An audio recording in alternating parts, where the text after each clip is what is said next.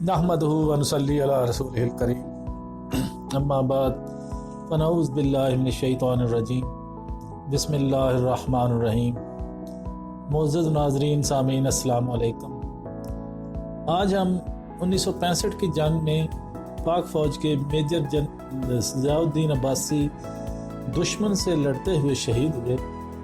उसी रात रोज़ा रसूल सल्लल्लाहु अलैहि वसल्लम के एक खादमे ख़ास ने क्या ख्वाब देखा था, आपको एक ईमान अफरोज़ वाक़या सुनाएंगे।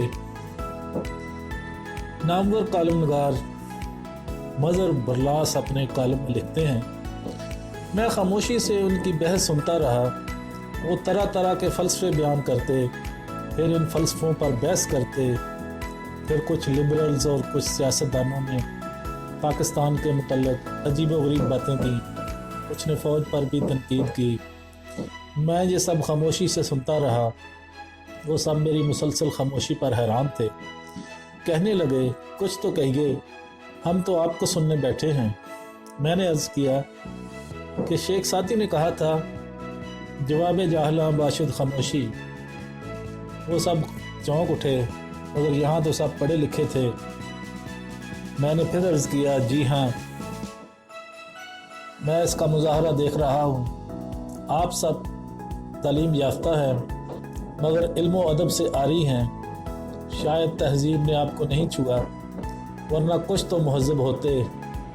खैर, फिर इनमें से एक ने एलानिया अंदाज में सबको चुप करवाया तो खाकसार ने अर्ज़ किया कि मुझे आजकल के असातिज़ा पर भी अफसोस है, जो दौलत की आरज़ू में डिग्रियाँ बाँटते फिरते हैं, मगर तालिब इल्मों को इल्म व अदब और तहज़ीब से दूर रखते हैं।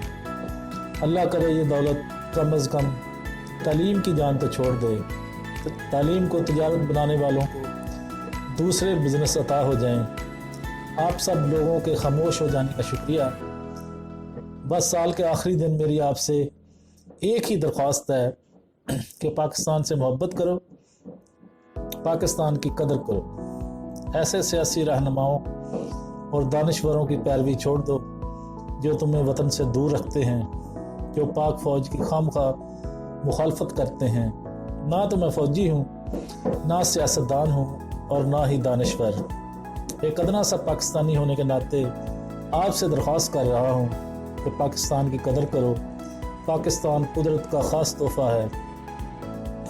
ये नबी पाक सल्लल्लाहु अलैहि वसल्लम की ख़ास मोहब्बत से वजूद में आया है। इसकी बुनियादों में शहीदों का लहू है। इसके कई एक रूहानी पहलू हैं। रूहानियत की दुनिया में ये मुल्क उनका अपना है। मेरी ये बातें सुनकर एक नौजवान खड़ा हुआ। कौन से रूहानी पहलू हैं? मैंने नौजवान को बैठने का इशारा किया, फिर अर्ज़ किया, जिसको पाकिस्तान के रूहानी पहलुओं जिसको पता नहीं, वो इकबाल का कलाम पढ़े।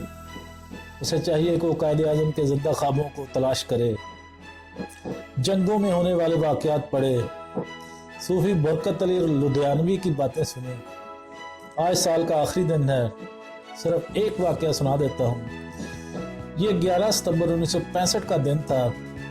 पाकिस्तानी फ़ौज बहादुरी से लड़ रही थी। हमारे जवानों ने चोइंडा में दुश्मन के टैंकों का कब्रिस्तान बना दिया था।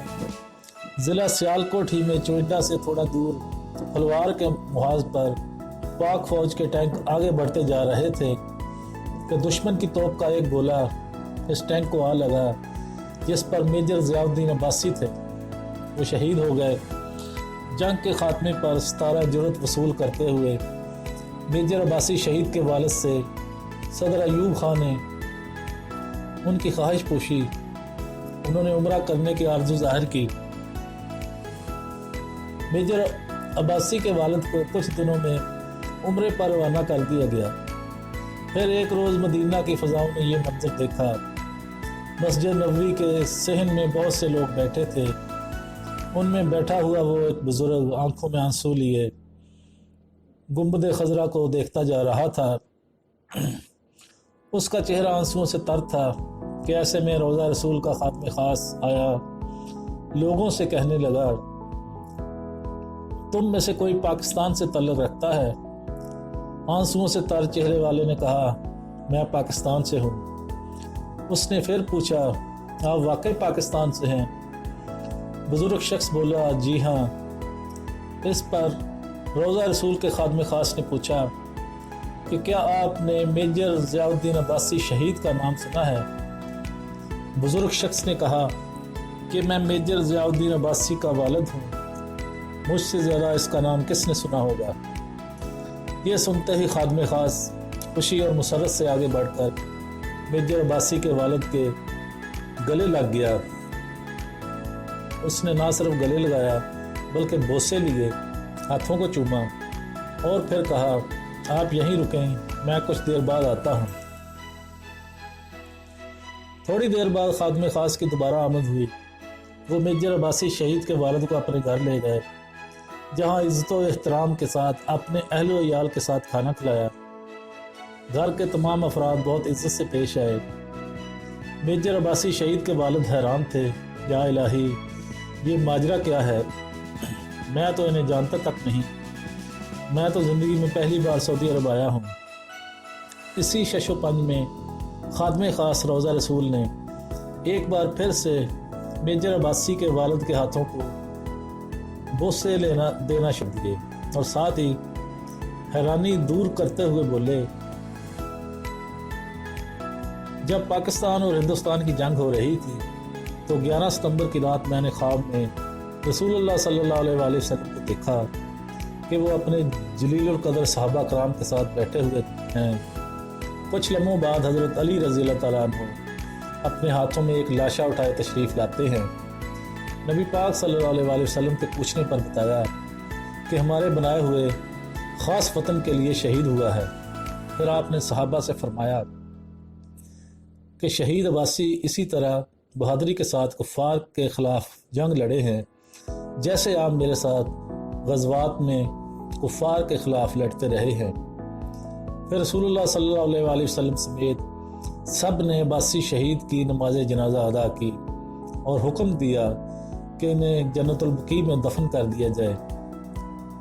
रात फिर मुझे ख्वाब आया कि मैं आपकी आमद का पूछूं, आप इतने अजीम आदमी के वालिद हैं, आपके हाथ ना चूमूं तो क्या करूं? तो साहिबो, आपको शायद याद ना होगा कि 11 सितंबर ही को रेडियो पाकिस्तान पर ये तराना चल रहा था, चले जो होगे शहादत का जाम पी कर तुम, रसूल पाक ने बाहों में ले लिया होगा। सुभान अल्लाह। अली तुम्हारी शजाअत पे झूमते होंगे, हुसैन पाक ने इरशाद ये किया होगा, तुम्हें खुदा की रज़ाएं सलाम कहती हैं, ए राह हक़ के शहीदो। तो मुअज़्ज़ज़ सामीन नाज़रीन, ये था हमारा आज का ईमान फ़रोज़ वाक़या। उम्मीद है आपको हमारी ये काविश पसंद आई होगी।